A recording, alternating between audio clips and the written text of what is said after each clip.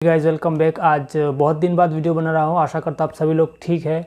अभी जो सिचुएशन चल रहा है उसकी वजह से आप सभी लोग अपने आप को सेव करके रखा हुआ है और मेरा इतने दिन से ड्यूटी था तो इसी वजह से मैं वीडियो नहीं बना पाया। लेकिन आज इस वीडियो में मैं आप लोगों के साथ में शेयर करूँगा मेरा जो कोविड केयर सेंटर है, यानी जहाँ पे कोरोना पेशेंट को रखा जाता है, हॉस्पिटल जो भी बोलते हैं आप, कोविड केयर सेंटर, वहाँ पे मेरा एक्सपीरियंस कैसा था। मेरा वहाँ पे ड्यूटी था इतने दिन से, तो आज इसी का मैं आप लोगों के साथ शेयर करूँगा।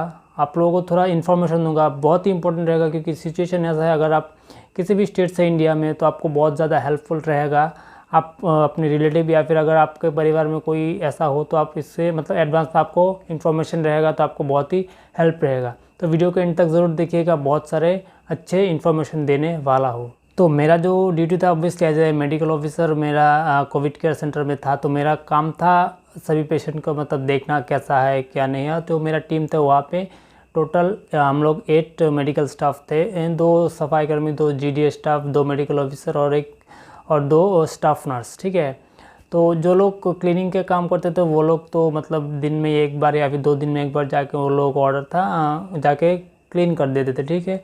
स्टाफ नर्स मेडिकल ऑफिसर का काम था जो डॉक्यूमेंट मतलब जो डॉक्यूमेंटेशन है, कागज़ वगैरह और पेशेंट केयर उसका, और जो जीडीएस स्टाफ था वो लोग क्या करते थे, जो खाना आता था वो खाना वो लोग सप्लाई करते थे दिन में 4 बार, मॉर्निंग में टिफ़िन, लंच, इवनिंग में भी टिफ़िन और डिनर। तो ये 4 टर्म गवर्नमेंट की तरफ से फ्री में उन लोगों को खाना दिया जाता है जो लोग भी कोविड केयर सेंटर में आते हैं। तो कोविड केयर सेंटर पे सिचुएशन कैसा, मैं आप लोगों को इंटरनल कैसा है देखिए।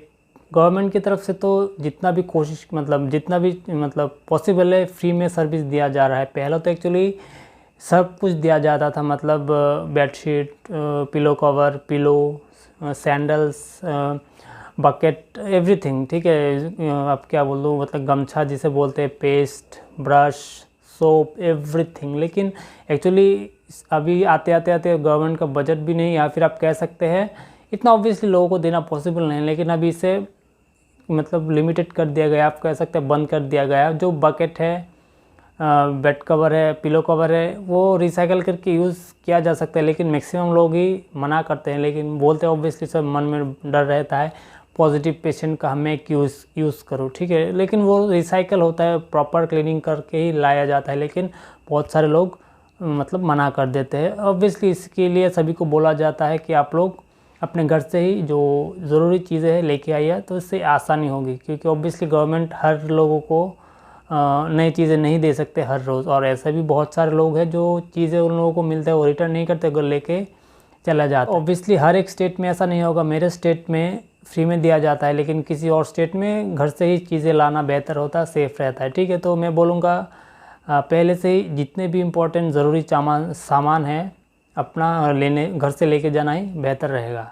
तो अभी मेन बात आती है आपको कितने दिन हॉस्पिटल में रहना होता है। ठीक है। तो देखिए, अगर फर्स्ट आपका जो सैंपल लिया जाएगा, मतलब आपका जब टेस्ट होगा उस दिन से 9 डे तक आपका मतलब सेकंड सैंपल लिया जाएगा। फॉर एग्जांपल किसी महीने के 1 तारीख को आपको पहला सैंपल मतलब आपका सैंपल लेके टेस्ट किया गया था, वो सैंपल कलेक्ट करने का डेट से काउंट होगा, ना कि जो रिजल्ट देगा। आपका सैंपल तो आज कलेक्ट होगा, लेकिन आपको जो रिजल्ट शायद 1 दिन बाद मिलेगा। लेकिन जो काउंट होगा वो 1 ही तारीख को, मतलब जिस दिन आपका लिया गया था सैंपल। अगर 1 तारीख को लिया है तो काउंट कीजिए 1 2 3 4 5 6 7 8 9 तारीख को आपका सेकंड टेस्ट होगा। उसमें अगर आप नेगेटिव आए तो आपको रिलीज दिया जाएगा। अगर उसमें भी पॉजिटिव आया तो 3 दिन बाद फिर से टेस्ट किया जाएगा। तो ये है आपका ड्यूरेशन, कब कैसे टेस्ट होगा। ये है प्रोसेस 9+3। ठीक है।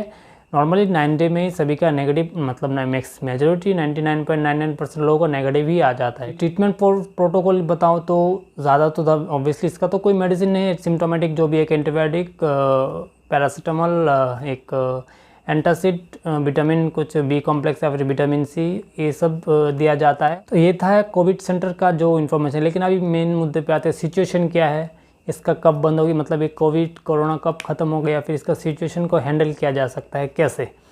देखिए, इंडिया में पॉपुलेशन 135 करोड़ से भी ज़्यादा है। लोग बोलते हैं हेल्थ केयर सिस्टम अच्छा नहीं है, ऑब्वियसली अच्छा नहीं है। लेकिन देखिए, एक कम्युनिकेबल डिजीज़, मतलब एक से दूसरे लोगों में फैलता है। आप सोचिए 135 करोड़ लोग अगर पॉजिटिव हो जाए तो क्या कोई भी देश या फिर किसी भी जगह पे कोई भी कंट्रोल कर सकता है? इस इम्पॉसिबल। जितना भी हेल्थ केयर स्ट्रांग हो, इसे कंट्रोल करना पॉसिबल ही नहीं होगा। आप जितना भी गवर्नमेंट या फिर जिसको भी ब्लेम कीजिए, पॉसिबल नहीं होगा।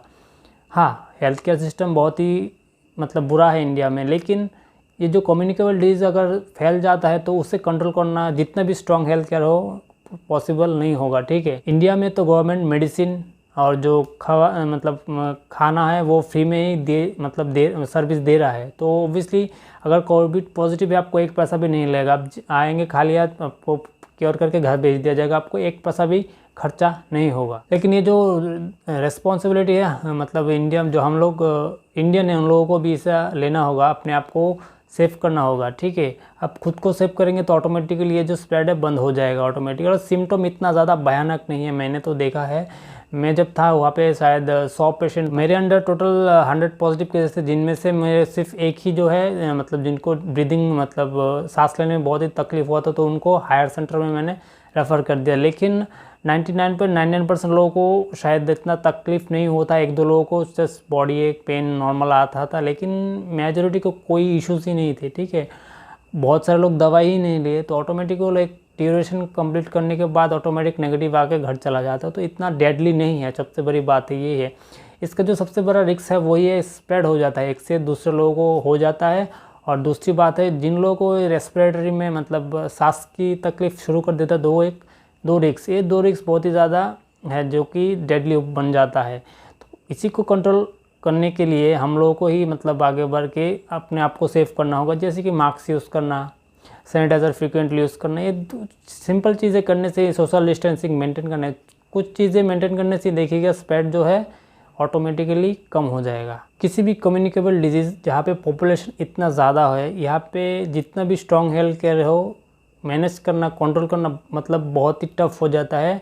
अगर ये सक्सेसफुली हो जाता है तो वर्ल्ड में एक एग्जांपल बन जाएगा कि इंडिया कैसे इसे ट्रीट किया, इतने ज़्यादा पॉपुलेशन देश में जहाँ पे हेल्थ केयर सिस्टम इतना ज़्यादा अच्छा नहीं है। और एक इशू आता है जो लोग बोलते हैं ऑक्सीजन मतलब सप्लाई नहीं है, या फिर आप बोल सकते हैं बेड नहीं है, वहाँ पे सर्विस अच्छा नहीं है। नहीं होगा, क्यों नहीं होगा? देखिए, ये हॉस्पिटल बना है 4 पेशेंट के लिए, अगर यहाँ पे आके 16 पेशेंट आ जाएगा तो ऑब्वियसली सर्विस नहीं मिलेगा ऑटोमेटिकली। इंडिया में ऑलरेडी तो जो रेशियो है डॉक्टर पेशेंट या फिर हॉस्पिटल बेड या पेशेंट को बहुत ही कम है ऑलरेडी, उसके ऊपर यहाँ पे जो कम्युनिकेबल डिजीज नंबर 4 गुना ज़्यादा बढ़ के हॉस्पिटल में आ रहा है, तो ऑब्वियसली जो सर्विस आप एक्सपेक्ट करते हैं या फिर जो आपको ऑक्सीजन का सप्लाई भी वो भी ऑटोमेटिकली बहुत ही ज़्यादा लो हो जाएगा। और इंडिया में अगले कुछ महीनों में देखिएगा ऑक्सीजन का जो डिमांड है बहुत ही ज़्यादा बढ़ने वाला है। ठीक है, जिसके लिए गवर्नमेंट ऑलरेडी स्पेशली एक नोडल ऑफिसर बना दिया है, जिसके लिए वो सिर्फ मॉनिटर करेंगे जो ऑक्सीजन है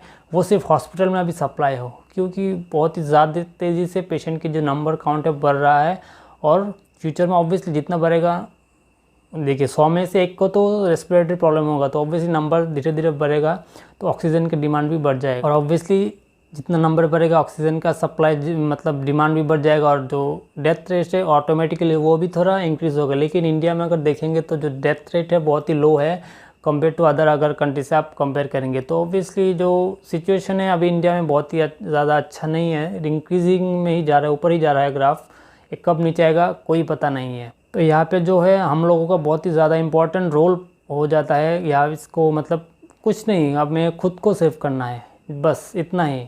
अगर हर इंसान सोचेगा कि मुझे मत ना हो, तो ऑटोमेटिकली जो चीज़ें हैं जगह पे आ जाएगी। ठीक है, बहुत सारे लोग यहाँ से मतलब देखिए आपको हो जाएगा, इशू नहीं है, आप यंग हैं, आपका शायद उम्र भी कम है, आपको कोई कॉम्प्लिकेटेड डिजीज़ नहीं, आप समझे मुझे होगा नहीं, मुझे नहीं होगा, और होगा भी तो क्या, कुछ नहीं। ठीक है, लेकिन आपसे तो अगर 10 लोगों को हो जाएगा तो वो इशू है, आपको हो वो इशू नहीं है, लेकिन आपसे जो स्प्रेड होगा वो मतलब इम्पॉर्टेंट हो जाता है। ड्यूटी के दौरान मुझे शायद 3rd डे में ही सिम्टम आना शुरू हो गया था। ठीक है, तो मुझे इतना ज़्यादा प्रॉब्लम नहीं होगा, बॉडी एक था, फीवर था, पैरासीटामोल खा लिया था, एंटीबायोटिक मैंने शुरू कर दिया था, तो ड्यूटी ख़त्म होते होते मेरा कोविड भी चला गया और सिम्टम भी साइड हो गया। टेस्ट करवाया था, नेगेटिव आया, अभी ठीक है, लेकिन 3rd डे से ही मुझे सिम्टम आए, लेकिन मुझे मेजर इतना ज़्यादा इशू नहीं हुआ, क्योंकि मेरा शायद मतलब अदर डिजीज़ नहीं है, जैसे डायबिटीज़, हाइपरटेंशन, तो मैं सेफ़ हो गया। लेकिन अगर मेरी जगह कोई सीनियर डॉक्टर होते जिनको शायद शुगर हो, हाइपरटेंशन, उनको तो ज़्यादा कॉम्प्लिकेशन आ जाता है, इशू हो जाता है, शायद उनको भी हॉस्पिटल में एडमिट करवाना पड़ता है। लेकिन मैंने सिम्टम के मतलब कोविड पॉजिटिव के ड्यूरिंग मैंने ड्यूटी भी किया, ठीक है। ऑब्वियसली ड्यूटी वहाँ पे तो रहता ही, अगर ड्यूटी पे जा रहे हो तो आपको हो सकता है। तो वीडियो एंड में ही बोलूँगा, कोविड से जो डेथ रेट है बहुत ही कम है, लेकिन जो लोग मतलब ऑलरेडी उन लोग बीमारी है, कॉम्प्लिकेटेड डिजीज़ लेके घूम रहे हैं, उन लोगों को ज़्यादा रिस्क है। और ये भी दिमाग पे रखिए, जब जब नंबर बढ़ेगा तो जो हॉस्पिटल में सर्विस आपको लो ही मिलेगा और जो डेथ रेट है वो ऑटोमेटिकली बढ़ेगा। मतलब लोग देखिए, कुछ कुछ सिम्टम आएंगे, थोड़ी सी दवा या फिर ऑक्सीजन देने से वो पेशेंट ठीक हो जाएगा। लेकिन अगर पेशेंट नंबर ज़्यादा होगा तो किसको मिलेगा? ऑक्सीजन सभी के लिए अवेलेबल नहीं होगा। जब तक उसे ऑक्सीजन में लगाते आते वो शायद एक्सपायर ही हो जाए। तो इसी वजह से वो कोरोना की वजह से नहीं मरेगा, ऑब्वियसली सर्विस लो पुअर सर्विस के लिए ही मरेगा। लेकिन ये क्यों हो रहा है? क्योंकि जो नंबर ऑफ़ पेशेंट है बहुत ही ज़्यादा हो गया है। तो ये भी हमें सोचना पड़ेगा। यहाँ पे हर स्कूल कॉलेज जहाँ पे भी हो, मतलब होटल, सभी को कोरोना सेंटर बना दिया गया है जितना भी पॉसिबल हो जाए। लेकिन इतने ज़्यादा पॉपुलेशन में कंट्रोल करना मतलब इतना आसान नहीं रहेगा, ठीक है।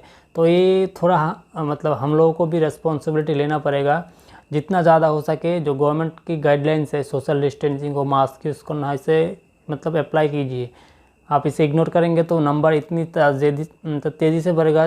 उसके बाद जिन लोगों को सिम्टम नहीं आ रहा था, यंग लोगों को भी देखिएगा सिम्टम आना शुरू हो जाएगा, क्योंकि आपको सर्विस नहीं मिलेगा, बुखार की वजह से कोई और चीज़ आ जाएगी। तो ये बोलूँगा, अपने आप को सेफ कीजिए, आपके परिवार को सेफ कीजिए।